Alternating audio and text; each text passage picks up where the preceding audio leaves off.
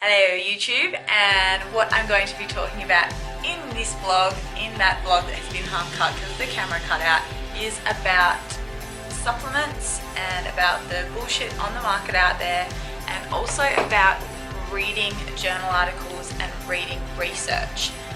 So research is obviously something that, what I mean by research is anything that's published in a journal article or that a company puts out on their website that says, say, reviewed or peer-reviewed, anything like that is what I mean by research. So that is what this vlog is going to be about. I know it's a little bit boring, but I hope you enjoy it, and I hope it helps you really keep your mind open when you're actually reading research and realizing what's real and what could be biased or skewed or not very honest with the consumer. So hope you enjoy. Here it is.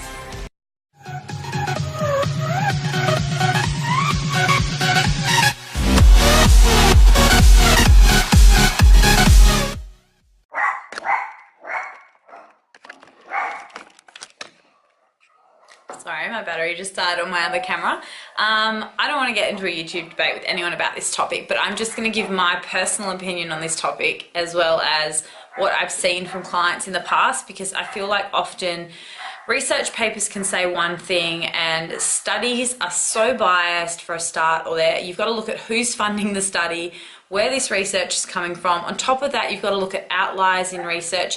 So when you're reading research or evidence, or you're reading a journal article, it's so important to be mindful of all those factors and not just jump to a conclusion and go, okay, this one study out of thousands said this one point. And that's what supplement companies and things take advantage of people with, is the evidence that they're putting out is often biased, or it's often funded by that company. They're paying someone to do research, they're paying someone to do a study that is often going to fall to favor them. So as much as research is great, if you're going to ever look at any research, try to look at a meta-analysis. Now, a meta-analysis is basically a summary of a lot of articles or, a lot of studies about the same topic. And then they're broken down and put into one big meta-analysis to give you a good summary about the results across the board. So if you're ever looking into anything like that, I subscribe to Alan Aragon's research review, so that's a really good one. There's also a lot of people like Eric Helmes, Dr. Joe, people like that are always posting things that are often meta-analysis or referencing a few articles, not just the one. So in terms of my opinion and from what I've read and what I've researched and what I've seen in clients about putting on muscle and also dropping body fat, is that in some cases it can be done in small amounts. So for example, I've seen it in beginners, I've seen it in novice people. So new people to the gym, a lot of the time they can often, especially if they've tend to have a lot of fat to lose, drop a bit of fat, sheerly by more energy expenditure, and then also gain a little bit of muscle by, I don't know 100% the actual chemical processes that go on in the body in terms of that happening, but I'm sure it's something to do with the fact that they're training, it's a new stimulus to their body, and as a result their body actually becomes used to the ability to put on muscle mass and hypertrophy sheerly by stimulation to the area. As you become more advanced and down the line, your body is already primed to that experience. It's open to that type of stimulus and exposure, and hence you need to change up your stimulus often in order to grow, or in often to put on muscle or to burn fat. Basically, you need to change some kind of variable.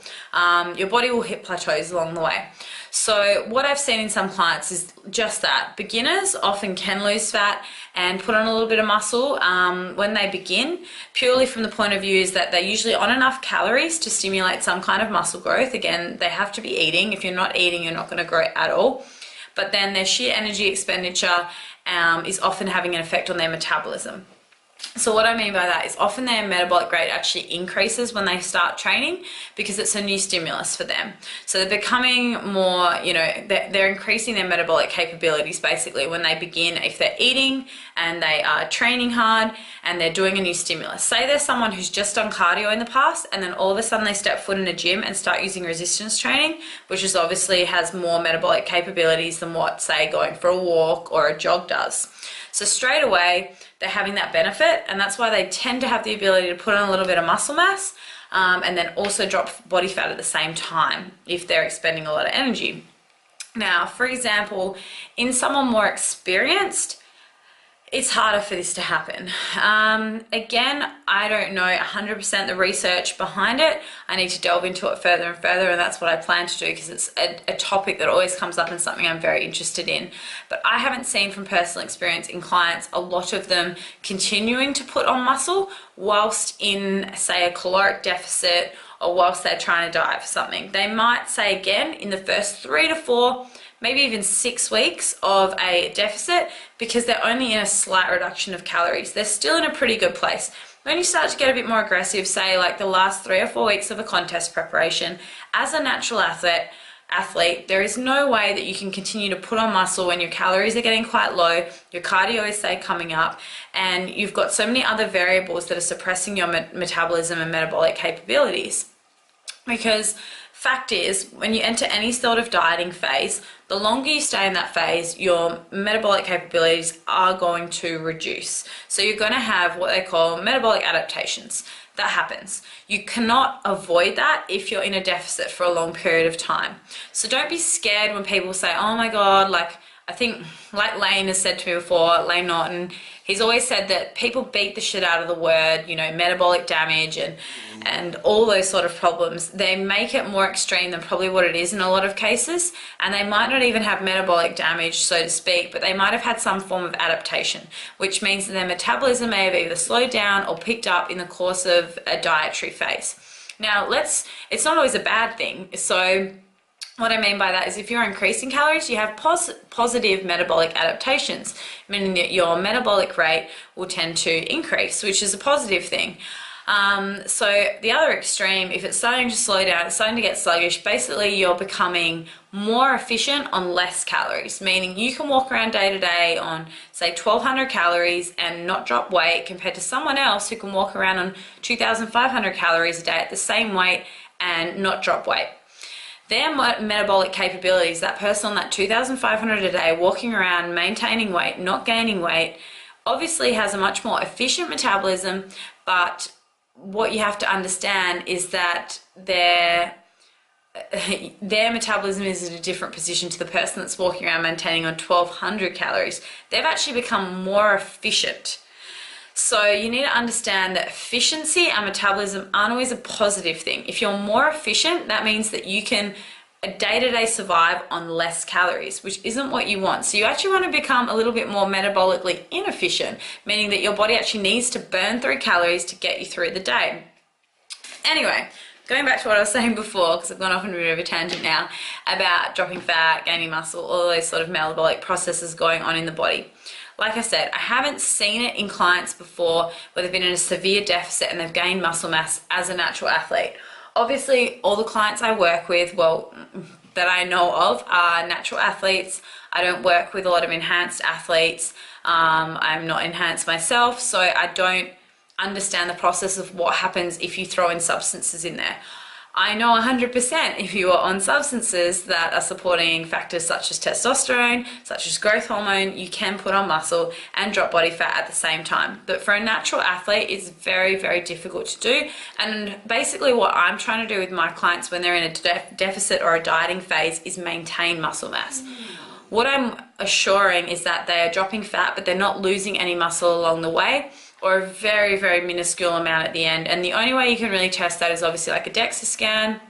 I still prefer the old school skin fold method, as long as you've got someone consistent doing it. I don't really like the research I've seen in terms of like those like your in-body scans or anything like that. I've seen so much skewed results. We used to have one at my old work. I got on it one day and then I got it the next day and it said I dropped like 4% just because I'd done it at a different time of the day, or I was more hydrated or less hydrated. I had a high carb day, which means you retain more fluid.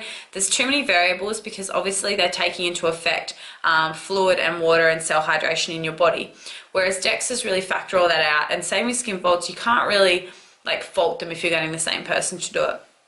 So they're definitely still my two favorite methods of measuring some kind of body fat level or skin fold change. So going back to this and kind of summarizing, yeah, it is very, very difficult, and it doesn't happen for extended periods of time, that you can continuously drop fat and put on muscle like long term. I like to just go by the approach of trying to break your goals up into stages. So you might be like 3 or 6 months of the year, you might be focusing on a little bit of lean muscle growth and not gaining too much fat. I do believe you can put on muscle without putting on a lot of fat. That can be done. Again, it depends on the body type. And then focusing on periods of the year where you're aiming to reduce body fat and hold lean tissue mass. So if you focus on breaking down your year, or whatever it is, even 2 years into that kind of period, that tends to work the best, I feel, with clients over the years for longer term results. Now, on the other hand, if you go a bit YOLO in your off season and you gain a little bit too much fat, which some of us do, I've done it in the past, and then you have to undo that damage. Say you didn't reverse diet properly, whatever it is, we're not perfect. Then it's going to be a little bit more tricky, because obviously you need to get a little bit, usually a bit more aggressive, or allow yourself a longer period of time in that dietary phase if you've got more body fat to drop. It's still going to happen, but it might just, you know, slow down that process a little bit more than what you expect. So if your ultimate goal is to only put on, say, I don't know, 0.5 kilo to 1 kilo of lean muscle for a female, and maybe a couple of kilos of muscle for a guy, and then you want to, you know, get back to a very lean level of conditioning, you're going to probably achieve that in a year. For girls, it does take a long period of time to put on a lot of muscle naturally, so you need to be aware of that. But you could do a phase of, you know, 6 to 10 months of growth, and then just do a short 2 to 3 week deficit if you're already reasonably lean, and you're probably going to make those small gains that you wanted to make, and then reassess at the end of it, and then set some new goals. So yeah, that's just a little bit of a summary of how I see the process of gaining body fat or gaining muscle mass, and if you can shift fat and gain muscle at the same time. Again, just my summary on the topic. I mean, if you have any amazing articles, journal references that you would like me to look at, I would love to, or your comments, just pop them below. I'm going to try to do more of these short vlogs, so they're not as long. I will try to do some training footage again, get back in the gym. I have got another powerlifting comp as well in October, around the time I'm doing a photo shoot, so I will be leaning up a bit for that and focusing on my powerlifting comp. So thank you so much for watching my channel again, and I hope to see some of you at the Perth Health and Fitness Expo.